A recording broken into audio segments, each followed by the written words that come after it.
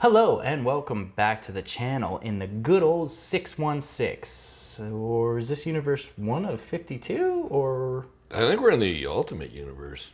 You know what? Honestly, I hope to God that's where we are. Today is episode number 14 of Geeks Drop the Gauntlet. My name is J-Rad as always, and this is... Mud. Nope. Remember. You moved that. You used that already. What? You already used mud. Because mud spelled backwards is dumb. Ladies and gents, go back to episode number 2. I swear We're he used having it. a time traveling issue. That's truth. That's truth. Very true, actually. All right, or I'm sorry, mud. We've been drinking. As you can tell, All right. this video okay. is sponsored. Before we go too far, J-Rad had some notes on his phone, so he needed to find his phone. Oh, God, we're going to bring this? That is delicious. And so he thought he left his phone in the kitchen. And he went there and it wasn't there, so he goes upstairs and checks his room. Not in there. He's mad because he can't find his phone. And I'm like, you know what? I'll call it. So I call the phone, and I can hear it buzzing. And then I realize we're recording with it. So, yeah. Hashtag dumb, because that's what I was. Hashtag mud. Yeah, so... All right. So, you're Mud, and in today's episode, we're going to tackle the multiverse. Yes, it's a concept that seems scientifically possible, too difficult to explain, and entirely convoluted. Yeah, I don't even know if we're in like a time issue or a multiverse issue in the MCU, and nobody knows what's happening in the DCU. That is precisely exactly. I mean, I don't know, but hopefully in this discussion we can make heads or tails of this, because the multiverse is definitely a concept that can bear fruit and gives writers and directors artistic license to tell a wide range of stories for popular characters, but overall it does have some serious challenges. So let's go over what those are. Okay, well, there's a bunch. Yes. We're going to need to give a little bit of a backstory. In like the 70s and early 80s, we started getting this like convergence of like the classic golden age, and then we had this silver age of comics all coming together, and you had Superman, who was the modern Superman. You had Superman and Superman's pal Jimmy Olsen, who wore more of a sweater. You started getting like these outside the box stories where Batman is, and we've brought this up multiple times, where he's substitute teaching at the college, and then you've got the Batman who's fighting the Joker, who's killing people in the street. Very dark. Some titles carried that particular, like Action Comics carried that older style Superman, and then you'd have like Superman or Man of Steel. I think that came later. But anyway, you'd have these other titles that were carrying a more modern Superman. It was confusing for readers. So in 1985, DC did a project called Crisis on Infinite Earths, which brought in a character named the Anti-Monitor, who consumed universes and destroyed everybody in them, and they had to combine all of the universes. So there were several different Supermans fighting the Anti-Monitor, several different Batmans. You had like the Justice Society, who might have existed in a different universe than Superman, because there was no explanation for why Superman wasn't in the Justice Society's universe. And then you had Power Girl combining in universes with Supergirl, and like there was a whole bunch that was happening. What? And so they had to combine it all to streamline, get the stories all on the same page, start all over, wipe the slate clean, and just move forward. Yeah. So we still get those stories like Elseworlds and things like that, which is DC's equivalent of What If. Yeah. So you get like Batman if he was around for Jack the Ripper. Yeah. And then Gotham you by get Gaslight. if Love it. Superman crashed and the Waynes found him rather than the Kents. Speeding Bullets. Yes. And then you get if Superman crashed in Russia. Yeah, Red Sun. And then they'd have like entire crossover events for Elseworlds. I think whenever they had the Monarch that was killing people, and Wave Rider was touching people to find out which was a really cool thing too. But those existed on their own. It was like an outside of the universe The key story. word is standalone. Yeah. And then we had What If, where like what if the Venom suit never like came off of Spider-Man and then jumped to the Hulk, then jumped to Thor, and like he was impossible to beat. Yeah. And it killed Peter Parker and all this stuff. So again, those are outside of the 616 universe as you know it. But there started to be some pressure. And the funny part, I always thought, and they explain this, but you know, you immediately, if you were just to tell someone who just barely knows comics, maybe only watched the movies, and you say, yeah, our comic book, our mainline storyline or universe is 616 universe. They're like, I don't know what that means. What are you talking about? Right. And being that you even have to say that, like we're in 616, that's the standard universe. What do you mean? What does that mean? You're in your standard universe called 616. Right. What does that even You're mean? not going to win any readers. Exactly. And so just starting off right there, you already could start a conversation with someone who has no idea about this, who wants to maybe know more, already with an inquisitive look on their face. They're like, what? Right. And you're like, oh yeah, okay, so our normal 616. Then probably the second most popular is the Ultimate Universe, and then you've got it's like 827. Yeah, or 827 or something. And then you've got this universe, then you've got that universe, and you start explaining it because maybe they've heard of or seen a character, like, oh, I've seen that character. Oh yeah, well he's not really from the 616. He's actually from the, and it just turns away, in my opinion, people who are new, because no matter what, I think a lot of people right now are old school comic book readers that still are going to the movies and still are watching these movies wholeheartedly. We'll go. I'm guilty. Yeah. You tell me a new Marvel movie or DC movie's coming, I'm gonna go watch it in the big screen. First day. But I think where they're kind of hurting is bringing those new people on board. And you're hurting because you've got a new person trying to come on board, and either A, and we're not even going to talk comics right now, or I'm not even going to talk comics right now. A, you're telling someone they have to watch 28 to 30 movies to catch up. And B, if they don't and they just want, hey, can you just explain to me like what's going on, because nobody Ant-Man's even my knows favorite, who is because a fan. Ant-Man's my favorite character, and I love, or no, Paul Rudd's my favorite actor, so I want to go see Ant-Man. Can you explain to me what's going on? Can you imagine trying to explain someone what was going on before they watched Ant-Man 3 Quantumania? Right. Holy shoot, man. Right. Like, imagine that. And then by the time you're done explaining that to this person, they might go, I'll go watch another Paul Rudd movie. I'll just wait until, we'll watch This Is 40 again. So I think that that's a good movie. So there's definitely some issues here, and I think, I think comic book movies in a whole are struggling right now. They are struggling to bring... They're in the same place. They're struggling to bring in new people. And while they have people like you and me that always go see them, there are people that aren't quite, I think, as hardcore fans, and they're slowly dropping off. Well, that's fine, because that's the norm. You have something that does this the whole time, there are going to be people that fall off, but hopefully you have people that come on and start watching, new. They're not getting that, but they are getting the people falling away, because I know of people that watched Phase 1, Phase 2 religiously. Phase 3, Phase 4, they're phasing out. I literally went to dinner with a friend that I haven't seen for a while yesterday, and we were talking about Marvel, and they said after Endgame, after they watched Endgame, which they liked all the previous movies, everything was great, they slowly started slipping, to the point now where I was like, yeah, Secret Invasion came out a few weeks ago. And they were like, Secret Invasion?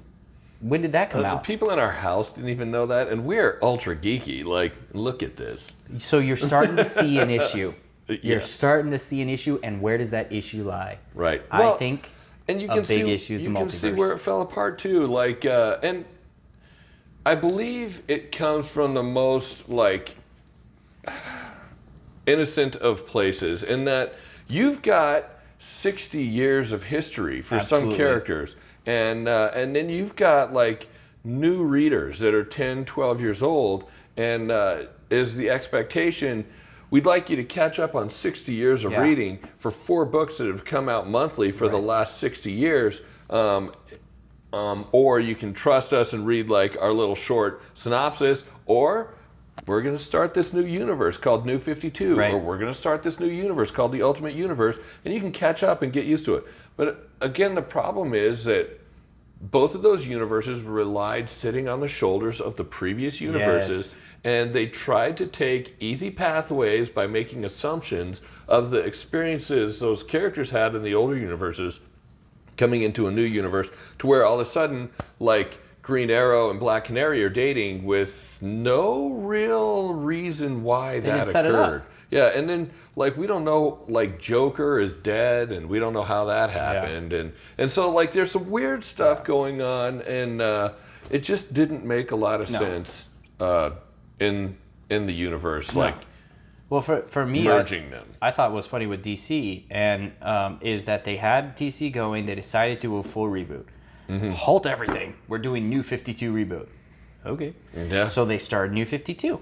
It lasted 4 years, and then they said, "Let's do another soft reboot." Then Rebirth came out, and you've got to imagine as a consumer. I don't know what they're thinking because as the people that head up, DC or the comics, but like as a consumer, you're like, oh, okay, everything's stopping. Okay, brand new 50. Oh, okay, let me start to get involved. So you get involved. You start delving into it, right? Can't get into everything. At least I never did. Couldn't get into all the storylines, but you get into some, like Batman for me and whatever. Start getting that, and then all of a sudden they're like, all right, it's not selling as well. Maybe we need it. Maybe we should change. Okay, let's do another soft reboot. Yeah. And you're like, we just did a reboot. And then what are you doing? You look at numbers, and they're struggling with sales on, like, say, Superman. Yeah. They're struggling with sales on Superman because they can't really get a good, concise story moving forward. And so rather than really focus their efforts on telling good stories for Superman, they go, yeah, but what if we tell this story from Superman in Earth 23? He's black, so he's going to have a different experience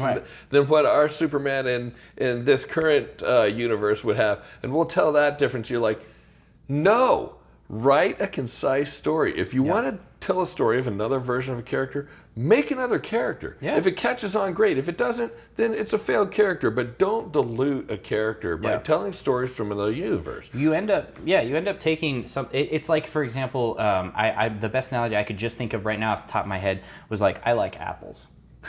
So you have an apple. It's whole. If you were to give me a whole apple right now, I'd be like, oh, delicious. Let me eat that. So you eat that. But the problem is as you move forward with this, and I have an apple a day and everything, now you start giving me 3/4 of an apple.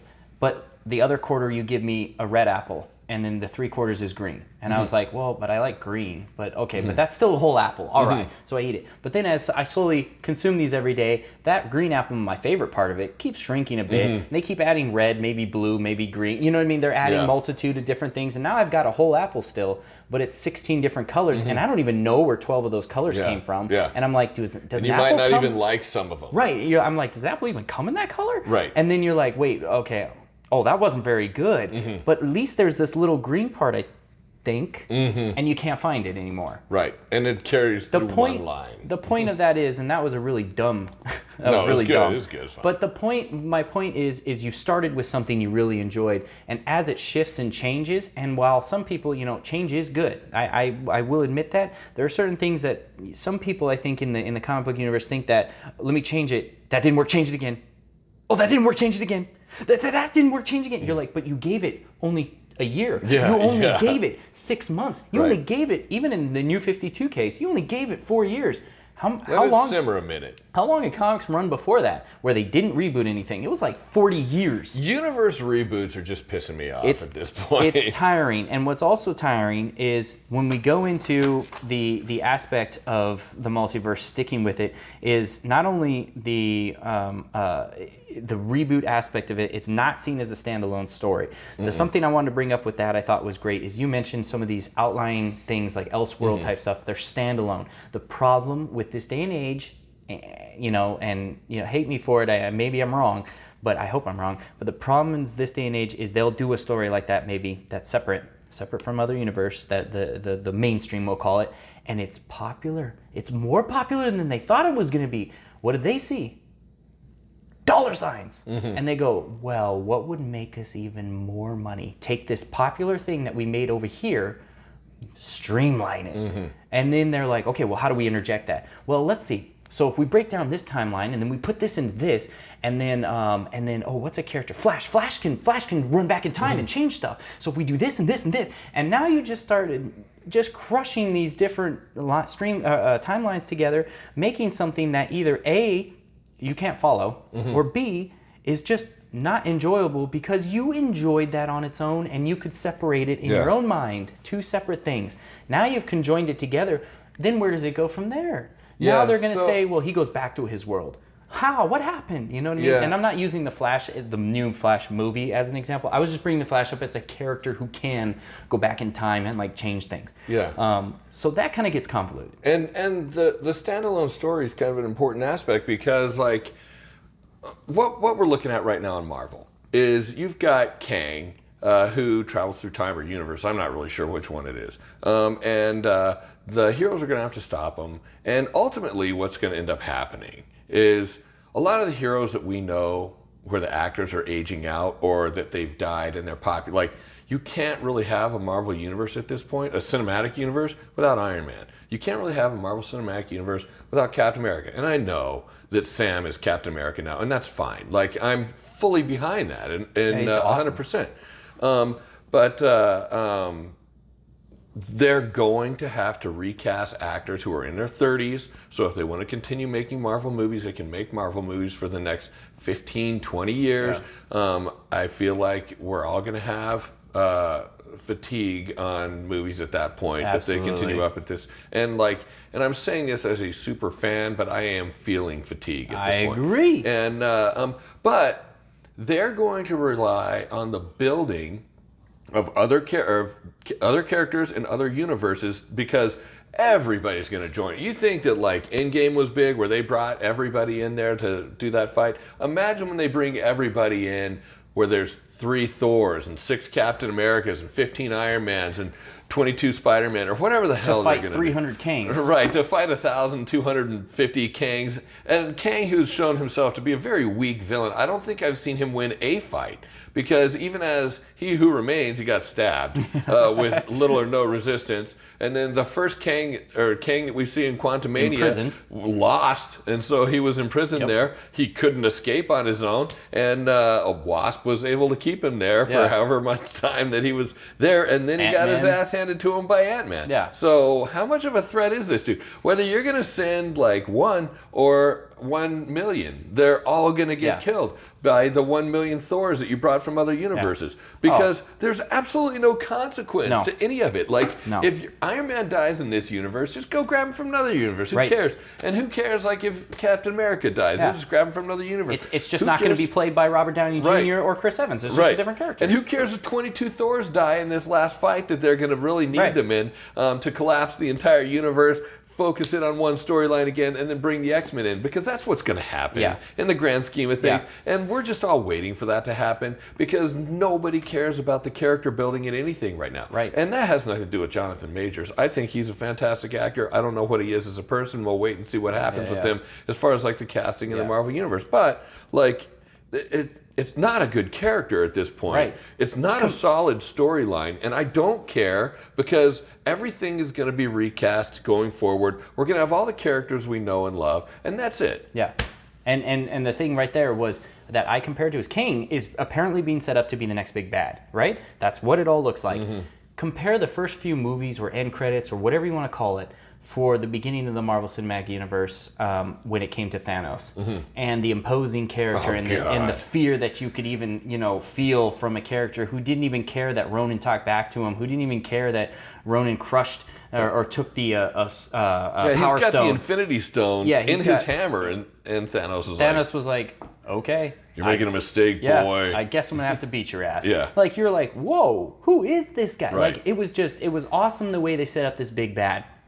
And then you look at Kang, and the way they set him up was, there's a lot of me. So even though I get my ass beat a lot, there's a lot of me. We're just going to overpower you with numbers. I was like, okay, I guess that's kind of scary. As long as you don't bring some advanced ants after me, like you're all dead. That's kind of scary, I guess, if there's 16 bajillion versions of you, but that's kind of what I felt was. Maybe they learned, like all the Kang Council learned from that one Kang getting his ass beat by all the ants. They're like, he got overpowered with a shitload of ants. We're gonna bring a shitload of Kangs. Let's do this thing. Like, they just have a full CGI battle. Right. I'm like, but yeah, that's just it's just kind of it's a bit disheartening because of that, and it's hard to kind of move forward and get excited for new things when you just know that either A, it's going to change, the actors are going to change, or the whole universe is going to change, or B, it's just repetitive, so you're tired. I'm tired. And then, like with Flash, like the DC, you brought that up as an example, and again, it's not standalone, honestly. No. Like, I love the movie. I'm not going to badmouth it. But you have to rely on Michael Keaton being created as a character by Tim Burton in 89 and then the 92 Batman Returns. Yes. And if you take Michael Keaton out of that movie and you take Man of Steel, created by Zack Snyder, like, you take that out, like, that movie is suffering. Flash is not in a good place without the building of other people. So it is really standing on shoulders. And the Flash introduces its own problems in and of itself, in that you have nowhere to go from here. Yeah. Ezra Miller. Spoiler alert if you haven't seen this movie. Yes, that's spoiler alert right here, right now. Yes. So if you don't like this, fast forward. But there's nowhere to go. Ezra Miller is not going to be Flash anymore. Right. We're not going to see Michael Keaton as Batman anymore. Let's be real. George Clooney isn't going to be Batman. He is the most reviled Batman that has ever been on screen. That movie was hideous to watch. We went back to watch it for our Batman review, and we almost had to stop it. We're like, you know what? He's just the worst, and let's move on. Yes. And that was that. And then, so they're picking and choosing who they're going to pull for fan service from other universes here and there, but they're continuing with the casting of, like, Jason Momoa as Aquaman. I don't know what's going on with Gal Gadot. Henry Cavill, probably one of the most beloved castings in movie, like comic movie history, aside from maybe Robert Downey Jr. Yeah. But Henry Cavill is a geek. He wants to do right by the character. He loves playing Superman. He is perfect Superman. Good looking. He fit the part. Like, and he gets fired a month before Flash comes out. Yeah. What do you think the reaction's going to be? Well, so, like, we're going to reshoot that. He was involved originally. The idea that I read is that there was 3 end scenes shot for this movie for Flash. It originally started with something, I think the second version, they brought Henry Cavill in because Henry Cavill, spoilers again, he was in the final scene of Black Adam, and they were trying to set up this whole other thing where Henry Cavill stays as Superman.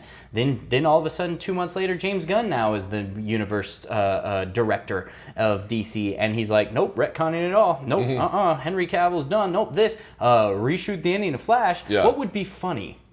Let's bring George Clooney in. That would be funny. It was not. It was infuriating. It was infuriating. And James Gunn has even on Twitter. I went through yesterday, day before. Was looking through. He even on Twitter kind of someone asked, "Is George Clooney the guy moving forward that he chosen?" And it was a not a direct yes or no answer, but Gunn alluded to like, nah, we got a new guy coming in. So it was like it was all for laughs. And it's like, nah, that's not. I didn't see that as laughs because, number one, like you mentioned, don't like him. He's not my favorite Batman by a long shot. He's my least favorite Batman. So to see him on screen was almost like, hey, this movie's really good. Then you see him on screen, you're like, ah. It didn't detract from it. I still really enjoyed the movie, but I did not like seeing his face on screen as Bruce Wayne. No, it hurt my heart a little bit. But even then, moving forward, I do know, obviously the movie they're calling it a flop, right? Yeah. Obviously there's reasons, Ezra Miller's a big reason behind that. But you know what another reason is behind that? For hardcore nerds like us that went to go see a comic book movie, I don't care who's acting it, I went to go see a comic book movie, I can see the reason why people aren't watching it also is because they're like, why should I care? This is all getting deleted. It's a dead end. It doesn't mean anything moving forward. Why would I go watch this and spend $200 for my family of 6 to go watch this movie when it doesn't matter anymore? And you know what? I can't fault you. Well, I can't fault you. I say I agree. Do we know where anything is going in any of these universes, honestly? No idea. And do I want to go watch a Marvel movie where they get into the emotionality of Hulk getting killed and then they're just going to bring him back? Like, do I want to go down that freaking road? Like, that's the problem that we're at because there's just no consequence and there's no direction. And like the explanations of time, while interesting in every movie we've seen, that you have a timeline, and if you branch off, you can go back and fix it and erase that timeline. Except, like, this is still your future. Like, even going back is your future. So if you go back and change it, are you creating a new timeline? And then does time exist as a disc where everything is changed, or does it exist like a bowl of spaghetti? And why is Loki a crocodile?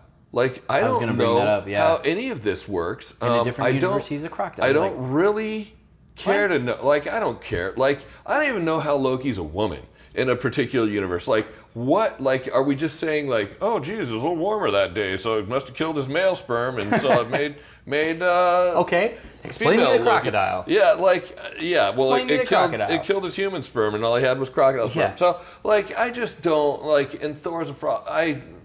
Loki was a great show. Yeah, I it was liked good. it. Well, and Tom Hiddleston carried. Yeah, and he's fantastic, but So did I female just Thor. She carried too. don't understand how Or female timelines Loki. change the look of people. And they go by the same name, and they have the same origin story, and roughly the same story, but it's a completely different looking person. Like, I don't understand Who that completely at all. like acts different too. Yeah, It's complete. and- They're a different person, but all the surrounding stuff happened the same. Yeah, You're like, but that doesn't make any sense. The because, Flash that each of them recognizes is the same Flash. Right. You're like, how did well, look at Jason Momoa. any of this work? He Yeah. looks the same. He Yeah. acts the same. Yeah. What made him the exception? Right. I Well, don't know. this Jason Momoa might be like an alcoholic.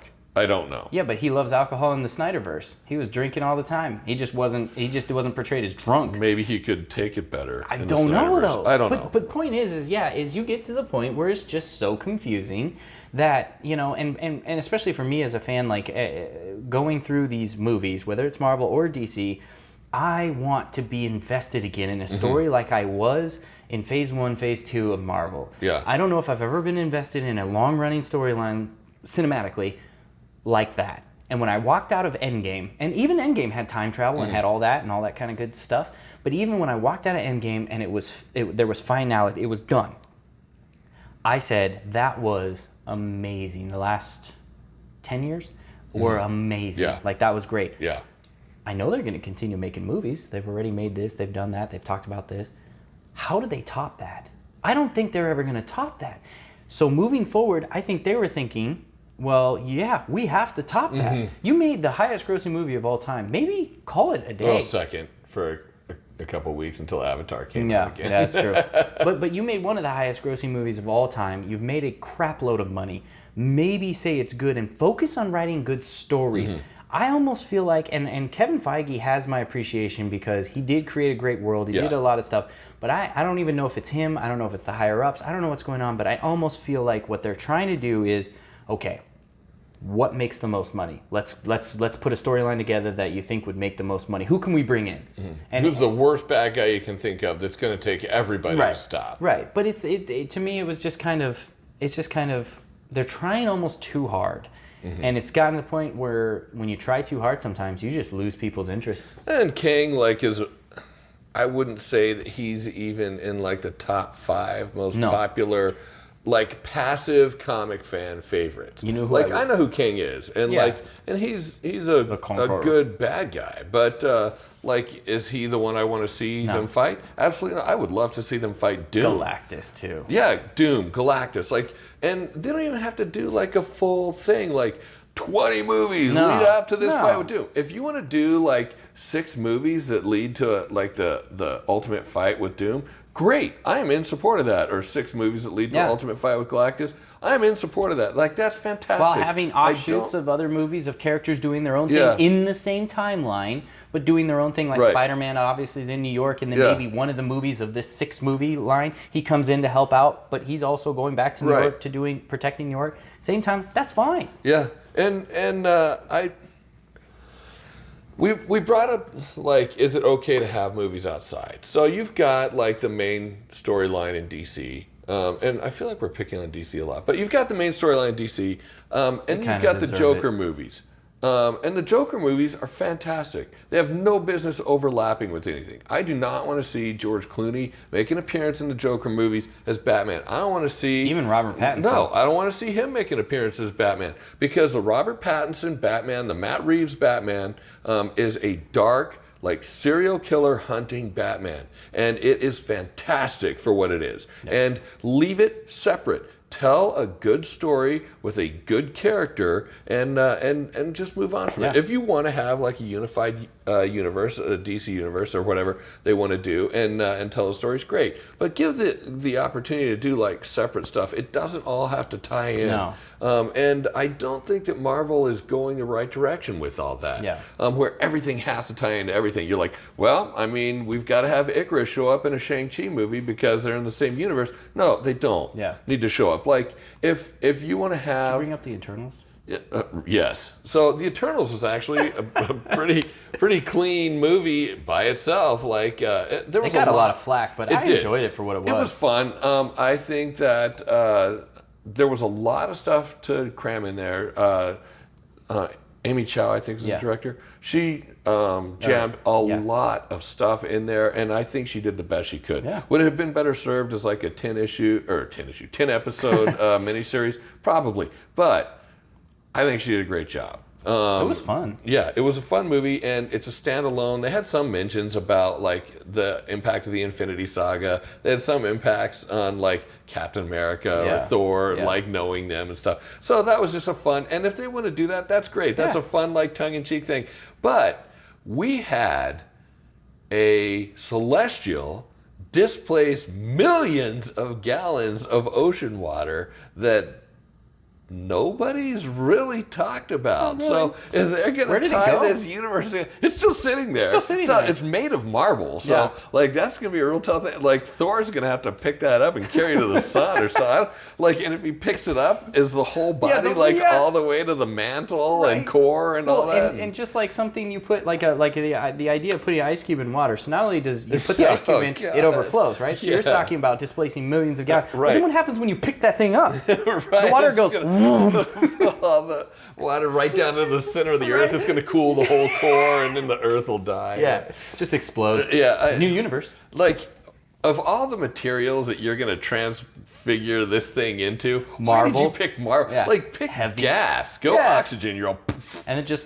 Yeah, it's gone. You're like, okay, well, this is an easy problem to deal with. But, and then nothing's been mentioned about it. So, like, they tie some things in pretty closely, and then some things are like, we're not going to talk about that. We'll fix it in the multiverse. So it didn't happen in this universe, and that's the Earth we're going to run with, so we don't have to mention it anymore. Just know there are no consequences. Anybody that you like is going to come back. Right. Are they going to come? Is like Thor going to come back as the Thor we know? I don't know. Maybe. I don't know. Maybe think Jane Foster now. Right. I don't know. I think that Chris Hemsworth is perfect casting for Thor. And he has said he would play Thor until they don't let him play Thor anymore. And he still looks fantastic. So if he wants to play Thor for the next 20 years, I'm in his corner. Great. If they recast him, I mean, that's what's going to happen. That's what it is, But rest assured, Iron Man will be back. Captain America will be back. In some form or another. We'll probably even Iron have Heart or whether it's you've got to have an Iron somebody character. You've got to have a Captain somebody character. And you've got to have, and that's the thing that I wouldn't even be surprised if Quicksilver came back, honestly, at this point. I'm not surprised by anything. Like, just know that everybody, like Thanos may even be back. They're like, well, let's bring Thanos back for round 2. We'll do another, like, build it up. And Thanos will be a good guy, and he'll help us take out Ultron, who now has all the Infinity stuff. You're like, oh my God, here we go. So just know, nothing's off the table. No. And while that does sound cool to some, like, hey, nothing's off the table. Cool. Like, hey, we could do anything. It's not. It's frustrating to me. But it is what it is, and we obviously can't fix it. But we are here to create a podcast where we criticize the shit out of it. No, but it's Armchair Warriors. The thing overall is, I want to mention this at least, is from 2008 and on, even some of the movies before then that were superhero movies. Look, I'm a comic book fan. I've enjoyed these movies. Even up till now, while some, Marvel movies have disappointed, I still, every time a Marvel movie comes out, I am ready and willing to go watch it in the theater. Oh, I'll watch them. There's no, there's no ifs, I'll ands, or buts. watch all the DC ones. I'll watch all the DC ones. Or not. And the thing is I just hope for people maybe that are new coming into this, that they maybe can do something where they can just kind of take this world that they've created all this, and you give that, you take something this big and you give it to a new person, you're like, here you go, have fun. And they're like, what do I do? let's start to streamline some Right. things. If you want to have movies and characters outside of a streamlined universe, and make sure you state this is the streamlined universe. This is what's going on. MCU canon. This is what's going on. This is canon. This was a really cool side project. That was fun. Standalone. It made good money. Good. Standalone. It's done. Yeah. Like, or even in the case of the Batman, you've got a streamlined DC storyline going. Matt Reeves' Batman is over here. Don't interject. Don't do something where Matt Reeves' Batman sees James Gunn's Batman. No. Not for fan service. Not for fan service. You want to have that storyline. It goes this way. Main one goes this way. They don't ever see each other. And the easiest explanation, at least for me, is someone goes, "Oh, why are there two Batman?" Oh, it's a completely different universe. Just call it okay. Elseworlds. Yeah. Well, but my point is even to someone who's new, and they're like, "Why are there two Batman?" You're like, "Look, two completely different universes. Treat them completely separate. Watch that one. Watch this one. They mean nothing together." Yeah. Oh, okay. So that's just completely different. Yep, it's completely different. Watch that to have fun with Matt Reeves being the director. Watch this to have fun with Andy, whatever his name is, who directed Flash. I think he's going to direct the new Batman. And that's his Batman. Two completely their timelines are different. Oh, why don't they interject? Why don't they do that? Because we're not having any multiverse. There's nothing in time. We don't want to explain it. Look, two separate. Yeah. And I think that's an easy explanation. And I think that it is okay to go canon and just call it like the Flash or whatever you're going to call it. And then like Elseworlds. So you've got Elseworlds presents Batman. Yeah. Elseworlds presents Joker. Yes. Or something like that. Just label it Elseworlds. That's actually great. That's great. In the same vein in MCU, like you've got MCU canon and then What If. Yes. Like it doesn't have to tie Yes. in. And like I don't know if Tobey Maguire's Spider-Man is canon now because he got pulled into No Way Home, and I don't know what Andrew Garfield, and I don't know like where some of these things tie in because it got pulled in. I don't know what the hell's going on with Venom. I don't know what's going on with Morbius because some of these things cross lines. The Vulture seems to be in the Sony universe now, so just list things as What If or Elseworld or a different universe name or something like that. They don't all have to cross over. I agree. And my message to Marvel and DC and comics and movies, and they don't care because I think we have, 594 followers, and this is going to get 22 views, but stop. Thank you for stating that. With the multiverse. Yeah. Just stop. Yes. Like, 100%. Drop it now. Streamline your stories. Tell good stories. If you want to do Elseworlds, do Elseworlds. That's great. Yeah. If you want to do like What Ifs, do What Ifs. That's great. Just list them as Elseworlds and What Ifs. Right. And then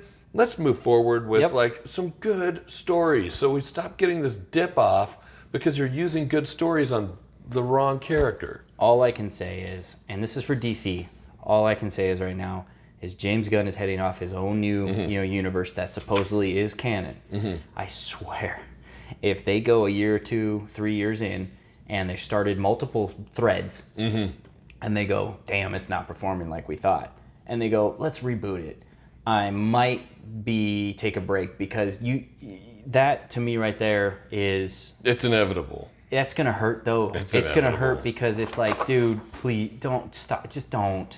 You just don't. So I'm hoping that this is the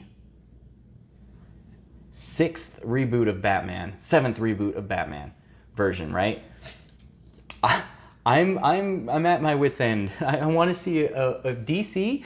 Like I said, in my adult years, DC Comics has been my favorite. I love Marvel, but as an adult, DC Comics and especially Batman has been my favorite. You've rebooted, and you've rebooted in my